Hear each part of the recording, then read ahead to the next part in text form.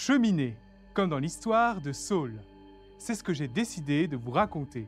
Alors, tenez-vous prêts et embarquez avec moi dans ce récit tout droit sorti du livre des Actes des Apôtres.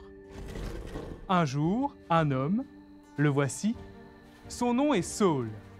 Il marche entouré de ses compagnons d'un pas bien décidé sur le chemin qui mène à Damas.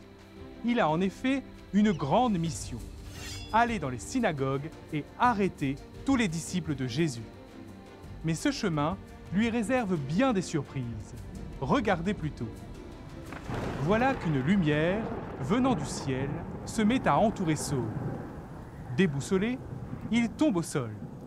Tout d'un coup, Saul et ses compagnons entendent cette voix. « Saul, Saul, pourquoi me persécuter ?» Ce dernier demande « Qui es-tu, Seigneur ?»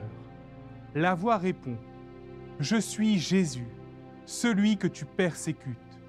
Relève-toi et entre dans la ville, on te dira ce que tu dois faire. » Saul se relève et se rend compte qu'il a perdu la vue. Ses compagnons le guident vers Damas. Pendant 3 jours, Saul va se retirer dans une maison de Damas. Il va prier et ne va plus ni manger ni boire. Il est bouleversé. Il ne comprend pas ce que Dieu veut lui dire. Le 3e jour, voilà qu'un homme du nom de Ananie vient à sa rencontre. Il lui impose les mains en lui disant « Saul, mon frère, celui qui m'a envoyé, c'est le Seigneur, c'est Jésus, qui t'est apparu sur le chemin par lequel tu venais. Ainsi, tu vas retrouver la vue et tu seras rempli d'Esprit Saint. » Aussitôt, il retrouve la vue. Aussitôt, Saul comprend.